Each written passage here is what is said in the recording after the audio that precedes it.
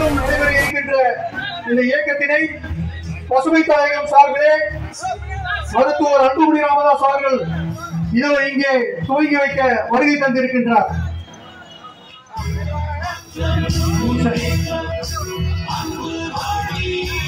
சென்னையின் மிகப்பெரிய பூங்காவை ஏன் அமைக்க வேண்டும் என வலியுறுத்தி பசுமை தாயகம் சார்பிலே மிகப்பெரிய கையெழுத்து இயக்கத்தினை 10 லட்சம் கையெழுத்து இயக்கத்தினை இங்கே நடத்த பாட்டாளி மக்கள் கட்சியின் தலைவரும் முன்னாள் மத்திய சுகாதாரத்துறை அமைச்சருமான மருத்துவர் அன்புமணி ராமதாஸ் அவர்கள் இங்கே வருகை தந்திருக்கின்றார்கள். அங்கங்கே இருக்கின்ற கட்சி நிறுவனர்களும் உடனடியாக மேடை ஏற்க வர வேண்டும். ஏன் 10 லட்சம் கையெழுத்து? தமிழகத்திலே மிகப்பெரிய பூங்கா அமைக்கப்பட வேண்டும் என்பதை வலியுறுத்தி பசுமை தாயகம் சார்பிலே 10 லட்சம் கையெழுத்தினை இங்கே முன்னாள் சுகாதாரத்துறை அமைச்சரும் பாட்டாளி மக்கள் கட்சியின் தலைவரும் நாடாளுமன்ற உறுப்பினருமான மரியாதைக்குரிய மருத்துவர் அன்புமணி ராமதாஸ் அவர்கள் இங்கே துவங்கி வைக்க வருகை தந்திருக்கின்றார். கோயம்பேடு பேருந்து நிலைய இடத்திலே சென்னை மாநகரின் மிகப்பெரிய பூங்கா அமைக்க வலியுறுத்தி பசுமை தாயகம் சார்பிலே 10 லட்சம் கையெழுத்து இயக்கத்தினை இங்கே தொடங்கி இருக்கின்றோம். அதற்கு முன்னாள் சுகாதாரத்துறை அமைச்சரும் பாட்டாளி மக்கள் கட்சி தலைவருமான மருத்துவர் அன்புமணி ராமதாஸ் அவர்கள் இங்கே துவங்கி இருக்கின்றார். இந்த நிகழ்ச்சிக்கு முன்னாள் தொடர்புத்துறை அமைச்சர் AK மூர்த்தி அவர்கள், பசுமை தாயகத்தின் செயலாளர் அருள் அவர்கள், மாவட்ட செயலாளர் முத்துராமன் அவர்கள் மற்றும் பசுமை தாயகம் ராதாகிருஷ்ணன் அவர்கள், அசோக் உள்ளிட்ட முத்துக்குமார் உள்ளிட்ட அனைத்து ஈகை தயாளன் உள்ளிட்ட அனைத்து நிர்வாகிகளும் வருக வருக என்று வரவேற்கின்றேன். இந்த நிகழ்ச்சியிலே பசுமை தாயகத்தினுடைய செயலாளர் அருள் அவர்கள், பசுமை தாயகத்தின் செயலாளர் அவர்கள் இப்பொழுது உரையாற்றுவார்.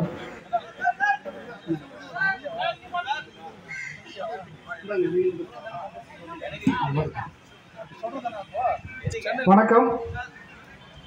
கோயம்பேடு CMBT பேருந்து நிலையம் இருந்த இடத்தில் சென்னையின் மிகப்பெரிய பசுமை பூங்காவை அமைக்க வேண்டும் என்கிற கோரிக்கையை வலியுறுத்தி இன்று எங்களுடைய பசுமை தாயகம் முன்னாள் தலைவரும் முன்னாள் சுகாதாரத்துறை அமைச்சரும் தற்போதைய நாடாளுமன்ற உறுப்பினருமான மருத்துவர் அன்புமணி ராமதாஸ் அவர்கள் தலைமையில் 10 லட்சம் கையெழுத்து இயக்கம் தொடங்குகிறது.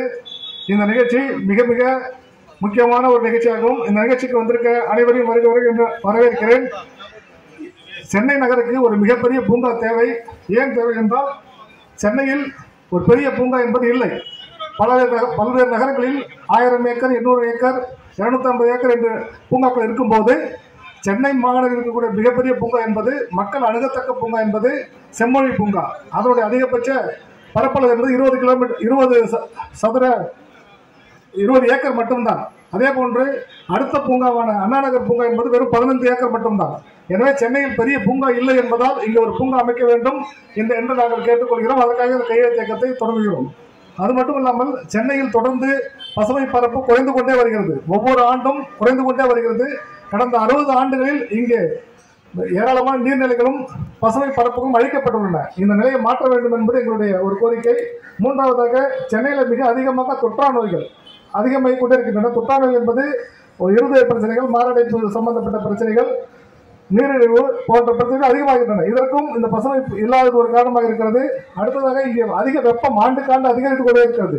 இந்த பிரச்சனைகளுக்கும் தீர்வாக இங்கே ஒரு பெரிய பூங்கா வேண்டும் என்பது எங்களுடைய கோரிக்கை. இது எங்களுடைய கோரிக்கை மட்டுமல்ல, தமிழ்நாடு அரசும் இதே வாக்குறுதி தான் அளித்துள்ளது. தமிழ்நாடு அரசு சென்னை மாநகராட்சியானது C40 டிக்ளரேஷன் என்கிற ஒரு கூட்டமைப்பில் இணைந்திருக்கிறது. அந்த கூட்டமைப்பின் கீழ் 2030ஆம் ஆண்டுக்குள் நாங்கள் சென்னையினுடைய பசுமை பரப்பில் 20 உறுதி அளித்திருக்கிறார்கள்.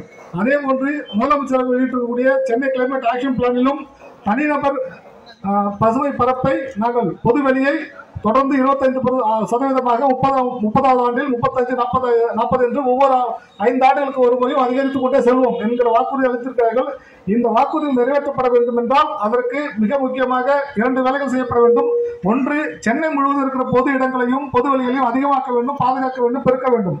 அதில் மிக மிக முக்கியமாக ஒரு வரலாற்று சிறப்புமிக்க சென்னை கோயம்பேடு அந்த பேருந்து நிலையம் இருந்த இடத்தில் ஒரு பெரிய பூங்காவை அமைக்க வேண்டும் என்று கேட்டுக்கொண்டிருக்கிறோம். அதுக்காக தான் இயக்கம். இப்படி அமைத்தால் மிகப்பெரிய 2 நன்மைகள் நடக்கும். ஒன்று, கடந்த 60 ஆண்டுகளாக தொடர்ச்சியாக இங்கே பசுமை பரப்பு குறைந்தது என்கிற வரலாற்றை மாற்றி புதிதாக நாங்கள் உருவாக்கிறோம் என்கிற சாதனை படைக்க முடியும். அடுத்ததாக இந்த ஒரு பெரிய பூங்காவாக இந்த அமையும். சென்னையில் இருக்கக்கூடிய பெரிய பூங்காவே 20 ஏக்கர் தான் என்பது இது 60 ஏக்கர் அளவுக்கு அமைகிற புதிய பூங்கா என்பது சென்னையின் பெரிய பூங்காவாக இருக்கும். எனவே இந்த பூங்காவை அமைப்பதற்கான இந்த இயக்கம் தொடங்குகிறது. இந்த இயக்கத்திற்கு தொடங்கி வந்திருக்கக்கூடிய எங்களுடைய பசுமை இயக்க முன்னாள் தலைவர், நாடாளுமன்ற உறுப்பினர்கள் இப்போது உரையாற்றுவது. அதுக்கு முன்பு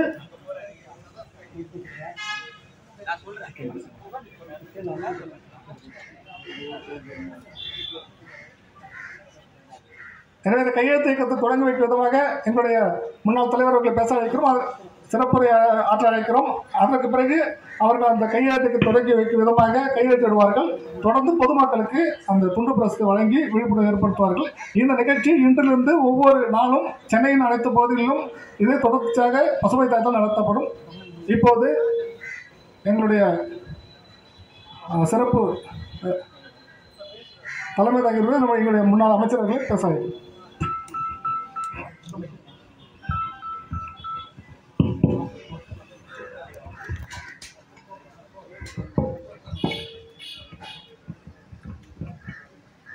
சென்னை பெருநகரத்தில் ஒரு மிகப்பெரிய பசுமை பூங்கா வேண்டுமென சென்னை வாழ் மக்களுடைய நீண்ட நாள் கோரிக்கையை நிறைவேற்ற வேண்டும் என, அதிலும் கோயம்பேடு பேருந்து நிலையம் வண்டலூர் கீழாம்பாக்கத்திற்கு மாற்றி அமைத்த பின்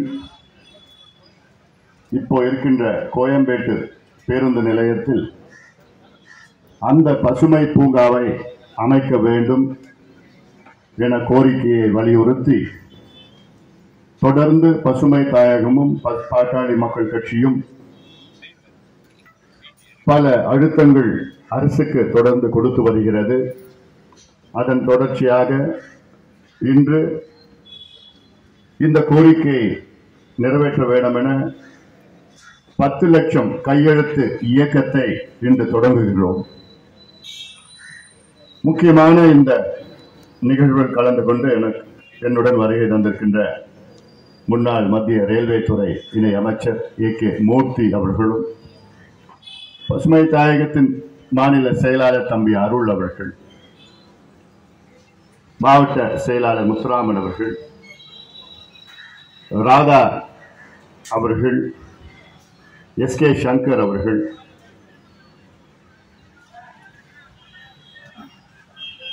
ராம முத்துக்குமார் அவர்கள், ஈகை தயாளன் அவர்கள், விஜய் பாண்டியன் அவர்கள் மற்றும் மாவட்ட செயலாளர் முத்துக்குமார், சிவகுமார், GV சுப்பிரமணியம், ஜனார்தனம், ஏழுமலை, வன்னை சத்யா, ராஜவர்மா, VM பிரகாஷ், மாவட்ட தலைவர்கள் GR ஹரி, KP தேவராஜ், நாராயணசாமி அவர்கள்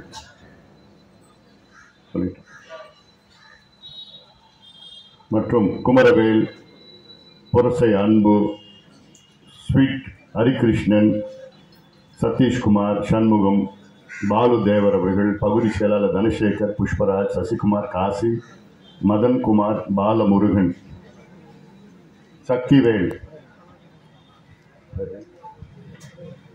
அவர்கள் உள்ளிட்ட மேடையில் இருக்கின்ற அனைத்து நிர்வாகிகளுக்கும் என்னுடைய பணிவான வணக்கங்களை தெரிவித்து, இங்கே வருகை தந்திருக்கின்ற பெரியோர்கள், தாய்மார்கள், பொதுமக்கள், பசுமை தாயகத்தின் தொண்டர்களும், ஊடக நண்பர்கள், காவல்துறை நண்பர்கள் உள்ளிட்ட உங்கள் அனைவருக்கும் இந்த அன்புமணி ராமதாஸின் பரிவான வணக்கங்கள். இந்த நிகழ்ச்சி என்னை பொறுத்தவரை மிக மிக மிக மிக ஒரு முக்கியமான நிகழ்வாக நான் பார்க்கின்றேன். எனக்கு முன்பு பேசிய தம்பி அருள் அவர்கள் இப்போ இருக்கின்ற சூழல் என்றாலே நாம் சுற்றி இருக்கின்ற இயற்கை சூழல், நம்முடைய எதிர்காலத்தை பாதிக்கின்ற சுற்றுச்சூழல், காலநிலை மாற்றம், பருவநிலை மாற்றம். ஒரு கட்டத்தில் நாம் கிளைமேட் சேஞ்ச் என்று சொன்னோம். 30 ஆண்டு காலமாக கிளைமேட் சேஞ்ச் என்று சொன்னோம். இப்பொழுது கிளைமேட் சேஞ்ச் முடிந்து இப்பொழுது கிளைமேட் கிரைசிஸ் வந்திருக்கிறது. கிளைமேட் கிரைசிஸ் அடுத்த ஒரு 10-20 ஆண்டுகள் போகும். கிளைமேட் கிரைசிஸ் முடித்தவுடன் அடுத்தது கிளைமேட் டிசாஸ்டர் அடுத்த கட்டத்துக்கு நாம் செல்ல இருக்கின்றோம். கிளைமேட் டிசாஸ்டர் வந்த பிறகு கிளைமேட் எமர்ஜென்சி, மனிதர்கள் வாழ முடியாத ஒரு சூழல் வரும். இதைத்தான் மருத்துவர் ஐயா அவர்கள் கடந்த 30 ஆண்டு காலமாக சொல்லி வருகின்றார்கள். அதற்கு மிக முக்கிய ஒரு காரணம் நம்முடைய இயற்கை சூழல்களை, இயற்கை வளங்களை பாதுகாக்க வேண்டும்.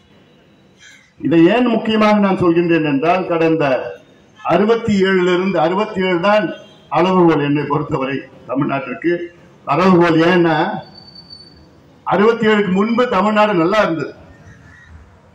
67 என்ன நடந்தது? திமுக ஆட்சிக்கு வந்தது. திராவிட கட்சியில் என்னைக்கு ஆட்சிக்கு வந்தாங்களோ அன்னையிலிருந்து நம்முடைய இயற்கை வளங்கள் எல்லாம் அழித்து ஒழித்து விட்டார்கள். குறிப்பாக சென்னையில கிட்டத்தட்ட 250 ஏரிகளை நாசப்படுத்தி விட்டார்கள், மூடி விட்டார்கள். கோயம்பேடு இல்ல, முகப்பேர் ஏரி திட்டம். இது என்னடா ஏரி திட்டம் பார்த்தா அங்க ஏரியை மூடிட்டு அதுல பில்டிங் கட்டுறது, வீடு கட்டுறது. இது ஒரு திட்டமா? ஏன் இந்த கோயம்பேடு பேருந்து நிலையம் இதுல எதுல கட்டினாங்க? ஏரியில தான் கட்டினாங்க. இப்ப அந்த பேருந்து நிலையத்தை கீழம்பாக்கத்துக்கு அனுப்பி எடுத்துட்டு போயிட்டாங்க. இப்ப நாம என்ன கேட்கிறோம்? அந்த ஏரியில கட்டின கோயம்பேடு பஸ் ஸ்டாண்ட்ல ஒரு பார்க் போடுங்க, பார்க் அமைங்க. நியாயமான கோரிக்கை தானே அது? ஏன்னா சென்னையுடைய மக்கள் தொகை 1 கோடிக்கு மேல போயிடுச்சு. இடம் இல்ல, நடக்கிறது இடம் இல்ல, உடற்பயிற்சி செய்யறது இடம் இல்ல. இன்னைக்கு சென்னையில தொற்றாய் நோய் இதுல இறக்கிறது எத்தனை பேர் தெரியுமா இறக்குறாங்க? சென்னையில மொத்தம் இறப்புகளில் 75 விழுக்காடு இறப்புகள் தொற்றா நோய், நான் கம்யூனிகபிள் டிசீசஸ். தொற்றா நோய்னா என்ன? நீரிழிவு நோய், இருதய நோய், ரத்த அழுத்தம், மனநல நோய், இப்படி எல்லாம் தொற்றா நோய்கள். இதுலதான் அதிக அளவில் மக்கள் இறக்கின்றார்கள். இதற்கு என்ன வழி? அதை சரி செய்ய வழி என்றால், ஒன்று முக்கியமானது நடைப்பயிற்சி, உடற்பயிற்சி. உங்களுக்கு நடைப்பயிற்சி செய்ய இடம் இருக்கா? உங்களுக்கு சாலையில தான் போகணும். சாலையில போனா பைக்குக்கார வந்து இடிச்சுட்டு போறான், லாரிக்கார இடிச்சுட்டு போறான், தண்ணி லாரி இடிச்சுட்டு போறான். அவ்வளவுதான். செயின் பறிப்புல இருந்து காலையில நாய் பிரச்சனை இருக்கு நிறைய. கணேசமூர்த்தி கட்டதான் சொல்றாரு. அப்புறம் மாடு வருது, எல்லாம் வருது. சரி, இங்க நான் கேட்கிறேன், நீங்க எத்தனை பேர் நீங்க நடைபயிற்சி செய்றீங்க? கை தூக்கு பார்க்கலாம். சும்மா தூக்க கூடாது.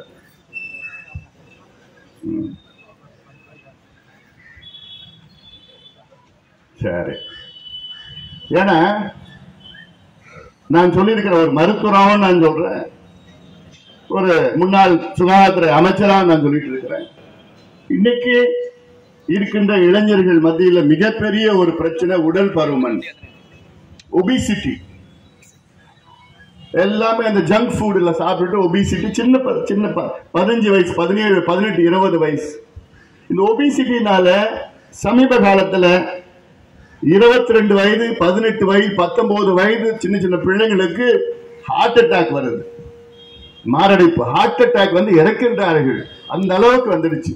இதற்கு நமக்கு என்ன வேணும்? நிறைய நடைபயிற்சி, உடற்பயிற்சி செய்கின்ற பொது இடங்கள் வேண்டும், பொது வெளிகள் வேண்டும், ஓபன் ஸ்பேஸ் வேண்டும். ஆனால் என்னைக்கு இந்த திராவிட கட்சிகள் ஆட்சிக்கு வந்தாங்களோ அதுல இந்த பொது வெளி இடங்கள் எல்லாம் அதை எல்லாத்தையும் காலி பண்ணிட்டாங்க. ஒரு உதாரணத்துக்கு இந்த 30 ஆண்டுகள்ல 21 விழுக்காடா இருந்த இந்த பொது வெளியிடம் இன்னைக்கு 12 விழுக்காடாக குறைக்கப்பட்டிருக்கிறது. பசுமை பரப்பளவு இடம் கிட்டத்தட்ட 25% இருந்து இன்னைக்கு வந்து 18-15%. அப்போ இந்த போன்ற புதிய பூங்காக்கள் நமக்கு வேண்டும். அதுல பல வகையான நன்மைகள் நமக்கு கிடைக்கும். இப்ப நான் உலகத்துல பல நாடுகளுக்கு நான் போயிருக்கிறேன். நியூயார்க் நகரம் சென்ட்ரல் பார்க்னு ஒண்ணு இருக்கு, 870 ஏக்கர்ல இருக்கு. நான் நியூயார்க் போனேன்னா அங்கதான் நான் நடைபயிற்சி செய்வேன். லண்டன் போனேன்னா அங்க ஹைட் பார்க்னு ஒண்ணு இருக்கு, 350 ஏக்கர்ல ஹைட் பார்க். சுத்து வந்தேன்னா 8 கிலோமீட்டர், அங்கதான் நடைபயிற்சி. டெல்லிக்கு போனா நான் லோதி பார்க்குக்கு போவேன், 90 ஏக்கர். டெல்லியில மெஹரோலி பார்க்குன்னு இருக்குது, 240 ஏக்கர். நேரு பார்க்குன்னு இருக்கு. இதெல்லாம் புதுசா ஒரு பார்க் கட்டிட்டு இருக்காங்க டெல்லியில, 880 ஏக்கர்ல கட்டுறாங்க. ஆசியாவில பெரிய பார்க், 450 கோடியில. பெங்களூர்ல லால் பார்க், கப்பன் பார்க். இப்படி உலகத்தில் எந்த நகரத்துக்கு போனாலும் அங்க ஒரு பெரிய ஒரு பூங்கா ஒன்று இருக்கும். சமீபத்தில் நான் துபாய் போயிருந்தேன். அப்போ ஒரு தமிழ்ச்சங்கம் நிகழ்ச்சி என்னை அழைத்தார்கள் தலைமை தாங்கிறதுக்கு. எங்க அழைச்சாங்கன்னா அவங்க ஒரு பூங்காவுக்கு வாங்கன்னு சொன்னாங்க. அந்த பூங்காவுக்கு நான் போனா அன்னைக்கு விடுமுறை நாள் துபாயில 10,000 பேர் இருக்கிறாங்க அந்த பூங்காவில். அப்ப நினைச்சு பாருங்க எவ்வளவு பெரிய பூங்கா இருக்கும். 10,000 பேர் இந்த நிகழ்ச்சிக்கு இல்ல, அவங்கவுங்க குடும்பத்தோட வந்து அவங்கவுங்க பல குரூப். நான் போன நிகழ்ச்சிக்கு 500 பேர் இருந்தாங்க. ஆனா வெவ்வேறு இடத்துல அவங்க காலையில வராங்க, குழந்தைங்க கூட வராங்க, சமைக்கிறாங்க, விளையாடுறாங்க, ஃபுட்பால் விளையாடுறாங்க, நடக்கிறாங்க, ஜாலியா இருக்கிறாங்க. எவ்வளவு 10,000 பேர் ஒரு பூங்காவில் துபாய் பாலைவனத்துல. பசுமையா இருக்கு அந்த பாலைவனத்துல, நடுவுல மக்களுக்கு அவசியமானது. ஆனா இங்க திராவிட மாடல், திராவிட மாடல், திராவிட மாடல்.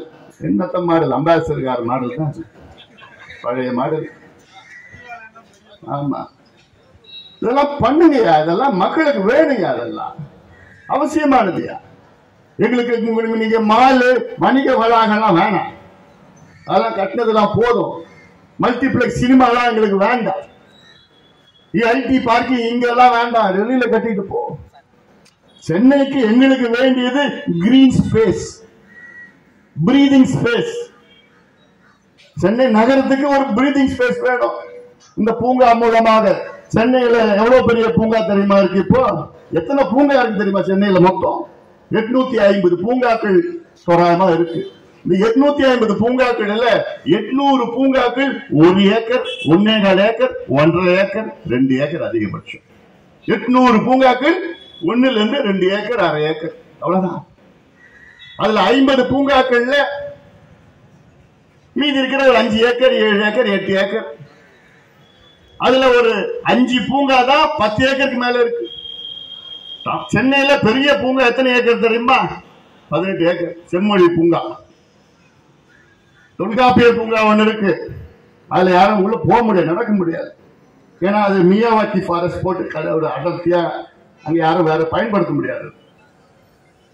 இப்படி இங்கே கோயம்பேடுல ஒரு பூங்கா அமைத்தால் 60 ஏக்கர்ல ஒரு பூங்கா. நினைச்சு பாருங்க, 60 ஏக்கர்ல ஒரு பூங்கானா இங்க சுத்தி இருக்கிற இங்க அரும்பாக்கம், கோயம்பேடு, வடபழனி, முகப்பேர், திருமங்கலம், அங்க விரும்பாங்க, வளசர்வாக்கம் சுத்தி இருக்கிற அந்த மக்கள் எல்லாம் அண்ணா நகர்ல கிட்டத்தட்ட 10 லட்சம் மக்கள்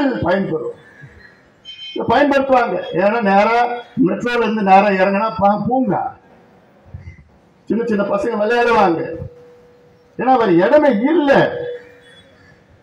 நடக்கிறது. நிகழ்ச்சி வச்சுக்கலாம். ஏன் நீங்க கிரிக்கெட் மேட்ச் பாத்தீங்கன்னா பூங்காவில் ஒரு பெரிய ஸ்கிரீனை போட்டு அங்க பார்த்து 5000 பேர் உட்காந்து பார்ப்பான். இதெல்லாம் செய்யுங்க. உலகத்துல எல்லா நாட்டிலும் எல்லாம் நடக்குது. எங்களுக்கு பூங்கா வேணும், எங்களுக்கு மால் வேண்டாம். பூங்கா யார் பயன்படுத்துவாங்க? நடுத்தர வர்க்கமும் ஏழை வர்க்கமும். மால் யார் பயன்படுத்துவாங்க? பணக்கார வர்க்கம். பணக்கார வர்க்கம் மால் எப்படி எங்க வேணா போவோம். இங்க இல்லைன்னா மால்னா அங்க போறோம். ஆனா ஏழை வர்க்கம், நடுத்தர வர்க்கம் அவங்க பக்கத்திலே இப்ப ஒரு அமையுங்கள், பூங்கா அமைக்க வேண்டும், அமைச்சே ஆக வேண்டும், அமைச்சே ஆக வேண்டும். வேற வழி கிடையாது. இல்ல நாங்க அதுல ஒரு 20 ஏக்கர் 22 ஏக்கர் நாங்க அதுல பார்க்கு, அப்புறம் மீதி இருக்கிறதுல ஒரு வளாகம்னா 1 ஏக்கரோட கூட போறது கிடையாது. இதெல்லாம் எங்களுக்கு வேண்டாம். சம்பாதிங்கள வேற ஏதோ போய் சம்பாதிச்சு போறீங்க.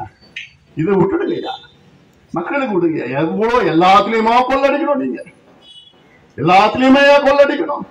மனசாட்சி படி நீங்க நடந்துக்குங்க. மனசாட்சி கொஞ்சம் தான் இருக்குல்ல உங்களுக்கு. உங்களுக்கு மனசாட்சி கொஞ்சம் இருந்ததுன்னா இதெல்லாம் பண்ணுங்க.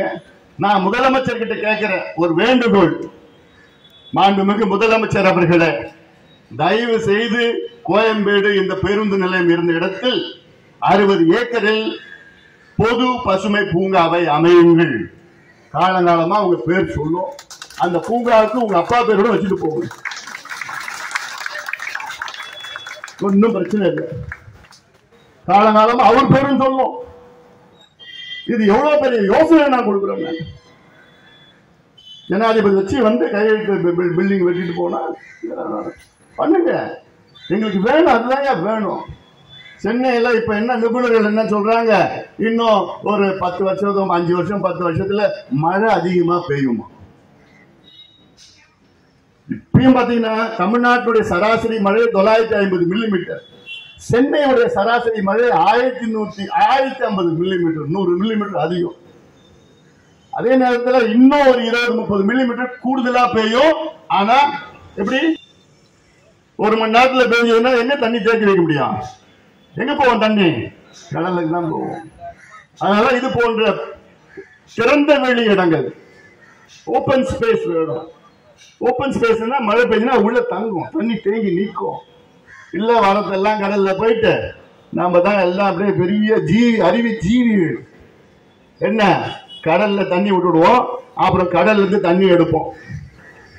டீசாலினேஷன் பிளான்ட் எவ்வளவு அறிவாளிங்க பயப்பா, அவ்வளவு மழை கிடைக்குது, அதெல்லாம் நம்ம தேக்கி வைக்க மாட்டோம், கடலை விட்டுடுவோம். கடல்ல இருந்து போய் தண்ணி எடுத்துட்டு 30,000 கோடி செலவு பண்ணுவோம். அதுல 10,000 கோடி கமிஷன். மழை இல்லாத ஊர்லயே டீசாலினேஷன் பிளான் வச்சிருப்பானுங்க. துபாய் போனா, சவுதி அரேபியா போனா, இஸ்ரேல் நாட்டுல டீசாலினேஷன் பிளான். ஆனா இங்க சென்னையில 1050 மில்லிமீட்டர் பெய்யற சென்னையில ஒரு டீசாலினேஷன் பிளான் ஒண்ணு இல்ல. நார்த் மெட்ராஸ்ல ஒண்ணு, இப்ப அங்க ஒண்ணு, இப்ப இன்னொன்னு புதுசா கட்டி ஆசியாவிலே பெருசு. இது ஒரு சாதனை இல்லை, இது வேதனை, இது அசிங்கம். திறமை இல்லை உங்களுக்கு, இதுல இருந்தா நிரூபிக்கிற திறமை இல்லாத ஒரு சூழல். இதுக்கு பட்டாதுக்குன்னு நமக்கு காவிரி தண்ணி வீராணத்திலிருந்து வருது, கிருஷ்ணா தண்ணி கோதாவரியில இருந்து, கிருஷ்ணா ஆத்துல இருந்து கிருஷ்ணா தண்ணி வருது, பாலாத்துல இருந்து செம்பரம்பாக்கம் தண்ணி வருது. அது எத்தனை பேருக்கு தெரியுமா தெரியல.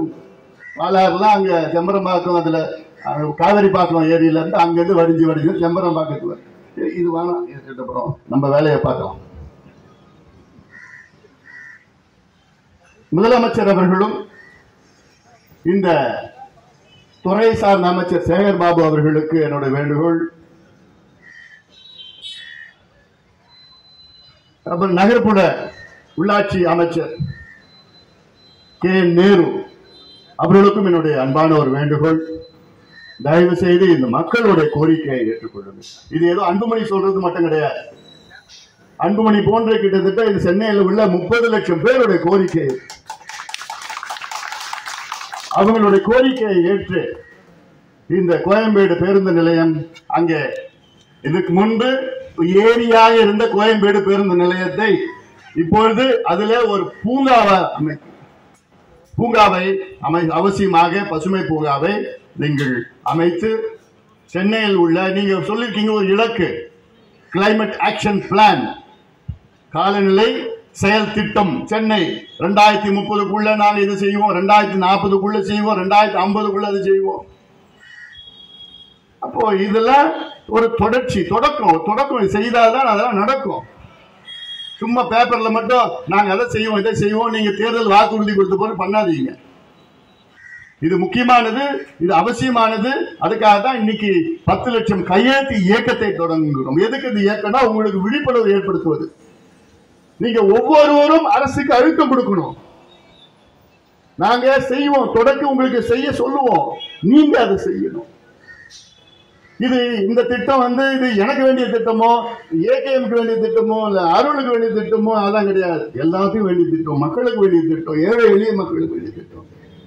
குறிப்பாக இந்த தலைமுறை, வருகின்ற தலைமுறை இளைஞர்களுக்கு வேண்டிய திட்டம், இளைஞர்களுக்கு வேண்டிய திட்டம். ஏன்னா நான் சொல்லியிருக்கேன்ல, உடல் பருமன்ல இருந்து எத்தனையோ பிரச்சனைகள்ல இருந்து காப்பாற்றணும். வருங்கால சந்ததியினர்களை இந்த தொற்றா நோயிலிருந்து காப்பாற்றணும்னா இது போன்ற பூங்காக்களை அதிக அளவில் சென்னையில அமைக்க வேண்டும்.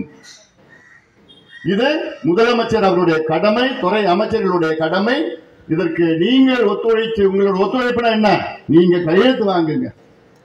கடற்கடையா வீடு வீடா போய் கையெழுத்து, இந்த பகுதியில் சுத்தி இருக்கிற பகுதியில் போயிட்டு நான் கேட்டது 10 லட்சம் கையெழுத்து வாங்குங்க. முடியுமா?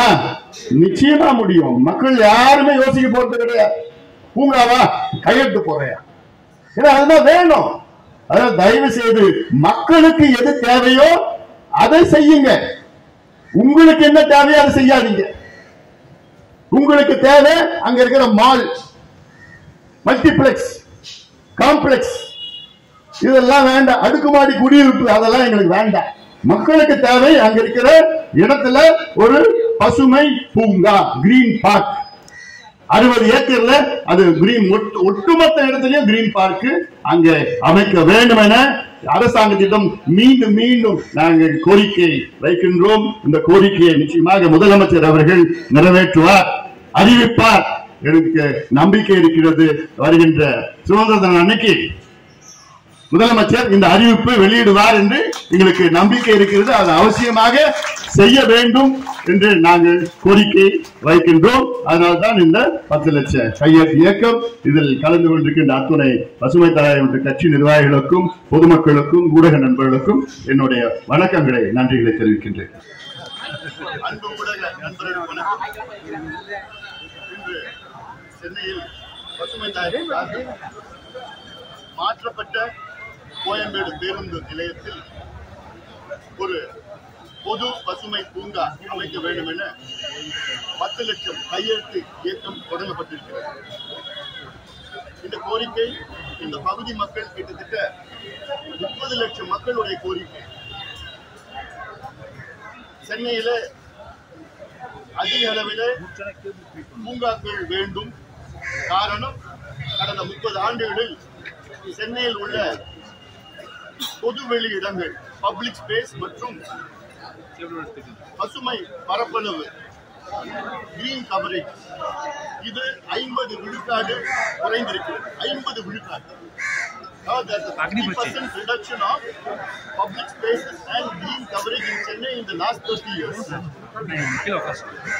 அது மட்டும் இல்ல, இந்த கோயம்பேடு பேருந்து நிலையம் இதற்கு முன்பு ஒரு ஏரியாக இருந்தது. அந்த ஏரியை மூடித்தான் கோயம்பேடு பேருந்து நிலையத்தை உருவாக்கினார்கள். இப்பொழுது அந்த பேருந்து நிலையம் வண்டலூர் கீழம்பாக்கத்திற்கு எடுத்துச் செல்லப்பட்டிருக்கிறது, மாற்றி அமைக்கப்பட்டிருக்கிறது. அதனால்தான் இப்போ இருக்கின்ற பேருந்து நிலையத்தில் கிட்டத்தட்ட 60 ஏக்கர் நிலப்பரப்பு அளவு இருக்கிறது. இதில் ஒரு பசுமை பூங்கா அமைக்க வேண்டும். காரணம், சென்னையில மக்கள் இறப்பதற்கு அதிக காரணம் தொற்றா நோய்கள். அதாவது சென்னையிலே 75 விழுக்காடு இறப்புகள் தொற்றா நோய் மூலமாக தான் வருகிறது, ஆய்வுகள் சொல்கிறது. தொற்றா நோய் என்றால் டயபெட்டிஸ், ஹார்ட் ப்ராப்ளம்ஸ், அப்புறம் kidney diseases, mental health issues, brain strokes, இதெல்லாம் தொற்றா நோய். இதற்கு ஒரே வழி நடைப்பயிற்சி, உடல் பயிற்சி. உலகத்தில் உள்ள பெரிய பெரிய நகரங்களில் பெரிய பெரிய பூங்காக்கள் இருக்கிறது. குறிப்பாக நியூயார்க் நகரத்தில் சென்ட்ரல் பார்க் 880 ஏக்கர் பரப்பளவு இருக்கிறது.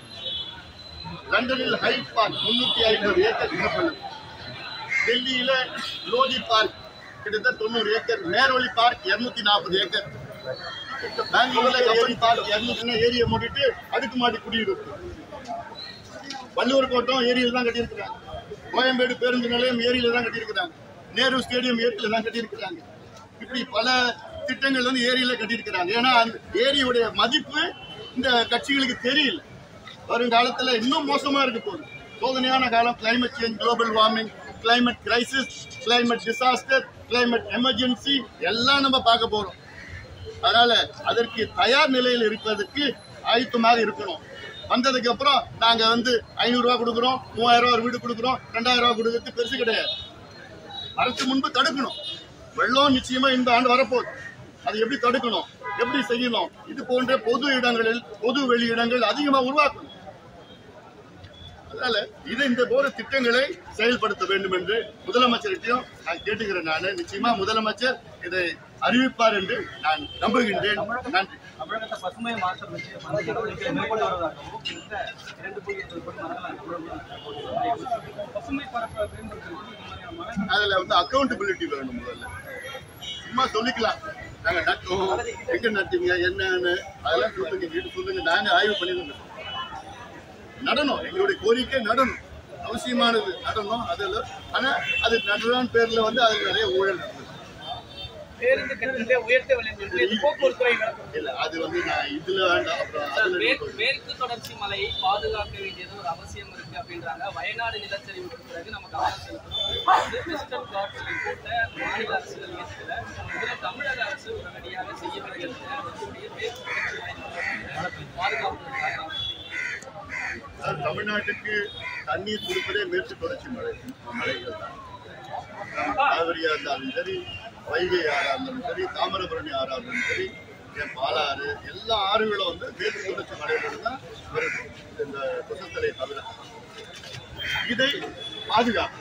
ஏன்னா இன்னைக்கு மட்டும் கிடையாது, வரும் காலத்தில் வருகின்ற தலைமுறைகளுக்கு இது பாதுகாப்பா இருக்கு. ஒரு உதாரணம் நான் சொல்றேன். வைகை ஆறு வந்து வெள்ளிமலை மேகமலையிலிருந்து தொடங்கிருக்கிறது வைகை ஆறு. ஒரு பகுதி தண்ணி வந்து முல்லை பெரியார் அணையிலிருந்து அது உபரி நீர் அங்கே தேனி மாவட்டத்துக்கு பயன்படுத்தி மீதி உபரி நீர் வந்து வைகை அணையில வரும். ஆனால் முக்கியமான தண்ணி வந்து மேகமலை வெள்ளிமலை. இந்த மேகமலை வெள்ளிமலையில பார்த்தீங்கன்னா டீ எஸ்டேட், லட்சக்கணக்கான ஏக்கர் அழிச்சிட்டு அங்கே டீ எஸ்டேட் உருவாகி. இப்ப என்னைக்கு டீ எஸ்டேட் உருவாகுறதோ அன்னையிலிருந்து வைகை அணையில தண்ணி கிடையாது. ராமநாதபுரத்தில் ஆர்எஸ் மங்கலம் ஏரி இருக்கு. அந்த ஆர்எஸ் மங்கலம் ஏரி வந்து கிட்டத்தட்ட 30 ஆண்டுகளுக்கு பிறகு 3 ஆண்டுகளுக்கு முன்பு தான் நிரம்பி இருக்காங்க. அவ்வளவு வெள்ளம் போச்சு. அப்போ அதெல்லாம் காடா வைக்கணும். நம்ம அதை அழிச்சுட்டு நம்ம டீ எஸ்டேட், காஃபி எஸ்டேட் எல்லாம் போட்டுட்டு அதுல காட்டை அழிச்சுட்டோம்னா இது போன்ற நிலச்சரிவுகள் மட்டும் கிடையாது, நமக்கு கொடுக்கிற தண்ணீரும் நாளைக்கு கிடைக்காது. ஏன்னா இந்த தண்ணீர் தான், அதாவது 3வது உலக போர் எதுக்கு வரும், தண்ணீருக்கு தான் வரும்னு பல நிபுணர்கள் சொல்றாங்க. வரக்கூடாது. அப்படி நமக்கு தண்ணீர் கிடைக்கிற தண்ணீரை நம்ம சேமிக்கணும், மிச்சப்படுத்தணும். இன்னைக்கு கூட காவிரியில தண்ணி உபரியா போயிட்டு இருக்கு. ஆனா எங்களுக்கு எல்லாம் வழி தெரியுது. போற உபரி நீர் இப்படி 16 கண் பாலத்தில் மேல தண்ணி போயிட்டு இருக்கு. 120 அடிக்கு மேல தண்ணி வழிஞ்சிட்டு இருக்குது. மேட்டூர் அணையில் எங்க போகுது தண்ணி? கடலுக்கு தான் போயிட்டு இருக்கு. ஏன்னா அது தேக்கி வைக்கிறது இடம் கிடையாது. இது போன்ற எவ்வளவு திட்டங்கள் நிலுவையில் இருக்கு. காவிரி குண்டார் திட்டம், மேட்டூர் உபரி நீர் திட்டம், தருமபுரி காவிரி திட்டம், அத்திக்கடு அவிநாசி திட்டம், இதெல்லாம் முடியுங்க. திட்டங்கள்ல இருக்கு, அதுல முதலீடு செய்யணும். அதே போன்ற சூழலை பாதுகாக்க முதலமைச்சர் தனி கவனம் செலுத்தும்.